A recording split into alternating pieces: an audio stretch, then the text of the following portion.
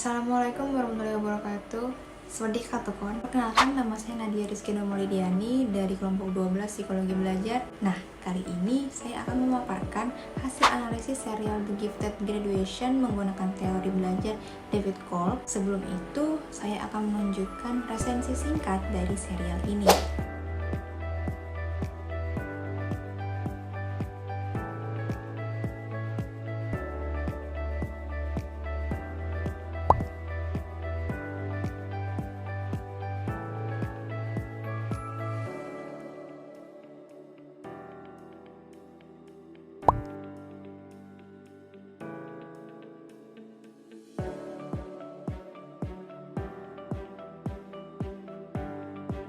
Oke, kalian pasti sudah asing kan dengan drama Thailand ini.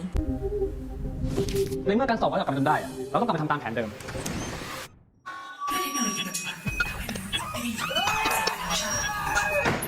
สิ่งที่พี่กำลังทำอยู่เนี่ยมันทำลายความฝันของผมและเด็กคนอื่นนายไม่ต้องห่วงหรอก So, di sini saya akan menganalisis gaya belajar Time dalam menemukan potensinya menggunakan teori dari David Kolb.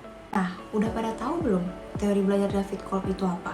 Jadi, Kolb itu mengembangkan model belajar dengan nama experiential learning, yaitu suatu tindakan untuk mencapai sesuatu berdasarkan pengalaman yang secara terus-menerus mengalami perubahan guna meningkatkan keefektifan dari hasil belajar itu sendiri. Gaya belajar experiential Kolb ditampilkan dalam 4 tahapan, yaitu concrete experience, reflective observation, abstract conceptualization, dan active experimentation. Kemudian, Kolb membagi gaya belajar seseorang jadi 4 kategori, yaitu diverging, assimilating, converging, dan accommodating. Setelah melihat serial tersebut dan dianalisis menggunakan teori David Kolb, didapatkan bahwa pada tokoh Time terjadi proses belajar melalui pengalaman, di mana Time termasuk ke dalam gaya belajar converging, yaitu kombinasi dari berpikir dan berbuat atau thinking and doing. Converging yaitu gaya belajar dengan membentuk pengalaman melalui konseptualisasi abstrak dan mentransformasi ke dalam eksperimentasi aktif.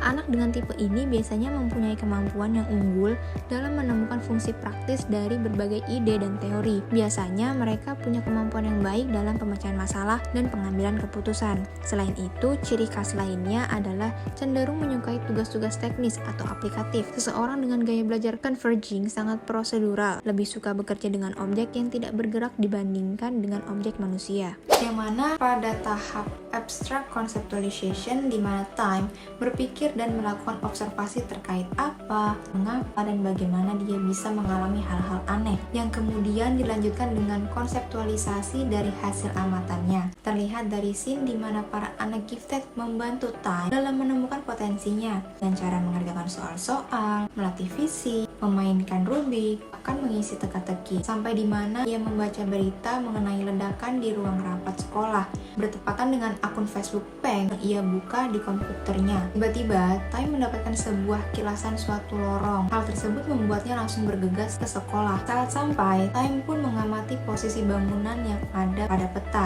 Ia menggunakan otak atau pikirannya dalam menemukan ruangan tersebut, yang mana itu sebenarnya potensi yang dia miliki. Kemudian, pada tahap active experimentation, di mana Time mampu mengaplikasikan pengalaman yang ia dapatkan ketika berhasil menemukan ruangan yang dijadikan sebagai tempat ledakan. Lihat dari scene di mana Peng menanyakan bagaimana perkembangan potensi Time. Di sini Time mulai mengaplikasikan apa yang telah ia dapatkan sebelumnya terkait potensi dia. Time diminta untuk menemukan keberadaan Om, Clef, dan Mon melalui peta, dan ia pun berhasil menemukannya. Dengan potensinya dalam menemukan sebuah lokasi, ia pun bisa membantu teman-temannya yang kehilangan barang, serta menemukan lokasi persembunyian Korn. Itu saja yang bisa saya paparkan, kurang dan lebihnya saya mohon maaf. Wassalamualaikum warahmatullahi wabarakatuh.